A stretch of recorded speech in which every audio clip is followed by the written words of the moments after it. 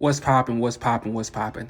See, a lot of people think this game is not important because it won't be on ESPN and it's not top ranked teams. But this game is very important, especially for Colorado, because this game is like a statement game.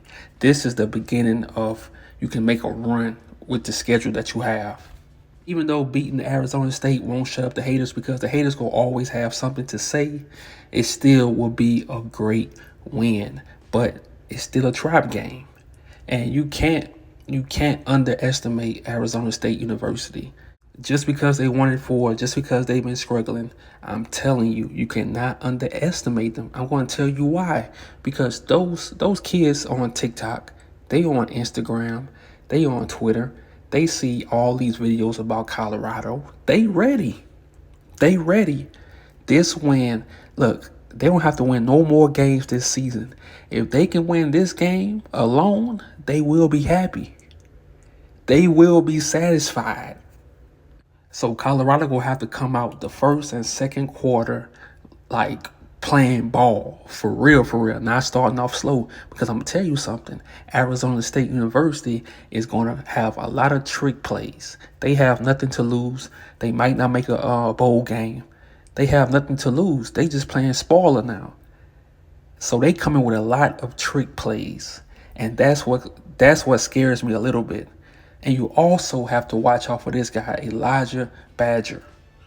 He's a redshirt junior, and you will see this guy playing on Sundays. He will be playing on Sundays in the NFL. So defense in this game is very important. And I think my boy Omarion Cooper on that other side, I think he's going to have control of that. And I think he's going to step up. I know he going to step up. And this is the perfect thing about their schedule, man. This game is going to kick off. That's why I say they have to come in and play, because this game is going to set the tone for the rest of the season. Because after they play Stanford, they go on a bye week, they get Travis. When Travis come back, man, I think they can, bro, I know they can win every game on their schedule, even upsetting Washington. Because you got to think about it. Those two L's that they took, they didn't have Travis at all. They didn't have Shiloh for one game. Think about that. When Travis gets back, it's going to go back to how it was with TCU when they beat TCU on the road. So they going to win out on their schedule. Only losing 2 games, going to a bowl game, getting the high recruits. I'm telling you, coming in next year at a better ranking. So next year, I'm telling you, bro, this year is going to set up for next year. So it's the perfect situation. Shiloh is going to ball out tomorrow. He missed the game. He know he has to ball out. And this one of them games, everybody will try to get their stats right. I'm trying to get a pick, an interception, pick 6. Then you got Weaver. Weaver gonna be Weaver. He gonna be Weaver. But we have yet to have them have like a breakout game. See, they just have too many weapons. Now you got Dylan Edwards. He's gonna ball out tomorrow. Slowly, I'm telling you, this is a perfect setup. Then you got Omarion Miller. Come on, bro. Come on. Breakout game tomorrow. They have too many weapons to worry about one dude. That's the great thing about this team. And the great thing about it is they are just getting started. This is a freshman. Tomorrow you go see. And see, a lot of people overlook this guy, Michael Harrison. He was a walk-on. And when you have a great tight end, bro, it's hard to focus on him and also focus on somebody like Omarion Miller, especially with the defense Arizona State University has. So it's going to be a lot of blown coverages. The only thing Colorado have to do is execute. Don't get comfortable, execute. Because when you playing in sports, a lot of times when you playing horrible teams on paper, when you get to the game, like you take them lightly, and it ends up being a game, a good game. But this is the person who I think everybody is waiting to break out. Jimmy Horn Jr. I think tomorrow he gonna have a kickoff return, kickoff or punt return, one of them for a touchdown. And then it just go from there, bro. It just go from there, because we've been seeing him week by week getting better and better, more confident. Tomorrow you about to see Jimmy Horn go off. It's gonna be so many highlights, and this is what I want to talk about. A lot of people not speaking on it because they don't want to give him his props. He's the number 2 quarterback with the most passing yards in college football. And people ask, what is Deion doing? What is his purpose of leaving Jackson State going to Colorado? Think about this.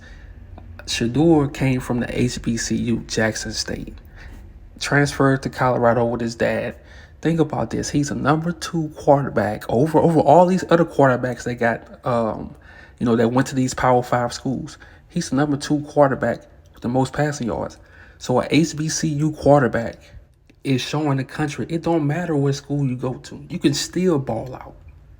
And that's why I'm glad that Shador been training with Tom Brady, because film is very important, man. Film is the most important thing, bro. Studying your film is so crazy, because if you do that, that's gonna set you apart from other players. Yeah, they might be more athletic than you, but you watch more film, so you know how to play against the offense. Against the defense, and that's what I respect about Tom Brady.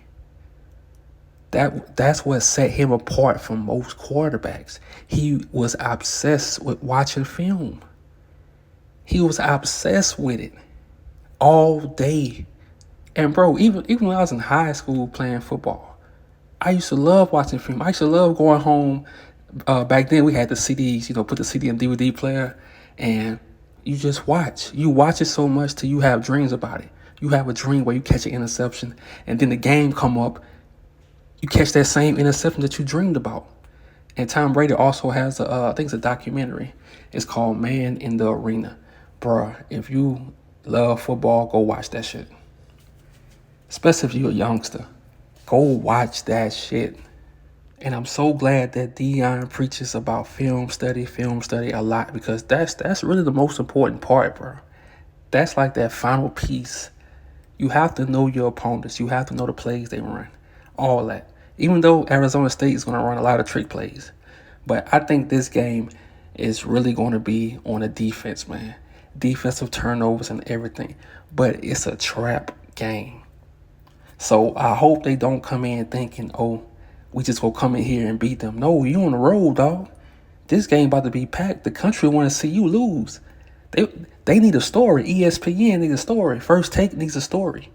Fox needs a story. These haters need a story. They need a storyline. They need to get their views. They need to make some money off of Colorado's failures. They need a story. You have people who's waiting, who's watching this game just so they can lose. Every week they tuning in. You think those numbers, 10 million people watching, 7, you think everybody like them? No, it's the haters that are watching. So they can start making a post, sneak this, and that's how it is in your life, in everybody's life. People are waiting on you to lose. So like I say, this game is a trap game, and they have to come in focused, because Arizona State got nothing to lose. They coming in with trick plays. They coming in trying everything. They throwing the offensive strategy. They doing it all. And I'm so glad about that Oregon loss and that USC loss. Because in my opinion, the way Oregon ran up that score on purpose, went for it on 4th down when it was 28-0, to me, all of that is important. It was good for them to lose like that. It was good for them to get embarrassed like that. They needed to feel that. They needed to lose against USC. Start off, even though they celebrated at the end, saying that they almost won. When you were a football player and you lose like that and you knew you could have won, it still hurts. So for them to lose those 2 games, that was actually good. A lot of losses set up for you to win. So if they come out the right way, man, this game not even gonna be close. I think the spread is like Colorado 4 points, but man, in my opinion, Colorado about to run it up. That defense is gonna motivate that offense. So I will be at the game tomorrow, and this will be my first Colorado-Arizona State game. So, man, let's go. I'm out.